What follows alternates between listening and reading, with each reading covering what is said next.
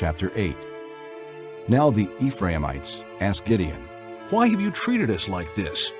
Why didn't you call us when you went to fight Midian?" and they criticized him sharply. But he answered them, What have I accomplished compared to you? Aren't the gleanings of Ephraim's grapes better than the full grape harvest of Abiezer? God gave Oreb and Zeeb, the Midianite leaders, into your hands. What was I able to do compared to you? At this, their resentment against him subsided. Gideon and his 300 men, exhausted yet keeping up the pursuit, came to the Jordan and crossed it. He said to the men of Succoth, Give my troops some bread.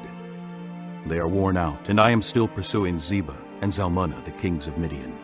But the officials of Succoth said, Do you already have the hands of Zebah and Zalmunna in your possession? Why should we give bread to your troops? Then Gideon replied, Just for that. The Lord has given Zebah and Zalmunna into my hand. I will tear your flesh with desert thorns and briars. From there he went up to Peniel, and made the same request of them. But they answered as the men of Succoth had. So he said to the men of Peniel, When I return in triumph, I will tear down this tower. Now Zebah and Zalmunna were in Karkor with a force of about 15,000 men, all that were left of the armies of the eastern peoples. 120,000 swordsmen had fallen. Gideon went up by the route of the nomads east of Nobah and Jogbehah, and fell upon the unsuspecting army.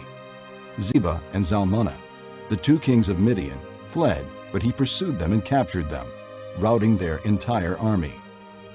Gideon, son of Joash, then returned from the battle by the pass of Heriz. He caught a young man of Succoth and questioned him, and the young man wrote down for him the names of the 77 officials of Succoth, the elders of the town. Then Gideon came and said to the men of Succoth, Here are Zebah and Zalmunna, about whom you taunted me by saying, Do you already have the hands of Zebah and Zalmunna in your possession? Why should we give bread to your exhausted men? He took the elders of the town and taught the men of Succoth a lesson by punishing them with desert thorns and briars. He also pulled down the tower of Peniel and killed the men of the town. Then he asked Zebah and Zalmunna, What kind of men did you kill at Tabor? Men like you, they answered. each one with the bearing of a prince. Gideon replied, Those were my brothers, the sons of my own mother. As surely as the Lord lives, if you had spared their lives, I would not kill you. Turning to Jether, his oldest son, he said, Kill them. But Jether did not draw his sword, because he was only a boy and was afraid. Zebah and Zalmunna said, Come, do it yourself. As is the man, so is his strength. So Gideon stepped forward and killed them, and took the ornaments off their camels' necks. The Israelites said to Gideon, Rule over us, you, your son, and your grandson, because you have saved us out of the hand of Midian. But Gideon told them, I will not rule over you, nor will my son rule over you. The Lord will rule over you. And he said, I do have one request, that each of you give me an earring from your share of the plunder. It was the custom of the Ishmaelites to wear gold earrings. They answered, We'll be glad to give them. So they spread out a garment, and each man threw a ring from his plunder onto it.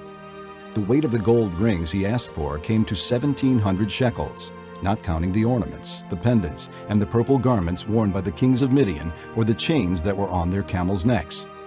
Gideon made the gold into an ephod, which he placed in Ophrah, his town. All Israel prostituted themselves by worshiping it there, and it became a snare to Gideon and his family. Thus Midian was subdued before the Israelites and did not raise its head again. During Gideon's lifetime, the land enjoyed peace 40 years. Jerubbaal, son of Joash, went back home to live. He had 70 sons of his own, for he had many wives. His concubine, who lived in Shechem, also bore him a son, whom he named Abimelech. Gideon, son of Joash, died at a good old age, and was buried in the tomb of his father Joash in Ophrah of the Abiezrites. No sooner had Gideon died than the Israelites again prostituted themselves to the Baals. They set up Baal-berith as their god, and did not remember the Lord their God, who had rescued them from the hands of all their enemies on every side. They also failed to show kindness to the family of Jerubbaal, that is Gideon, for all the good things he had done for them.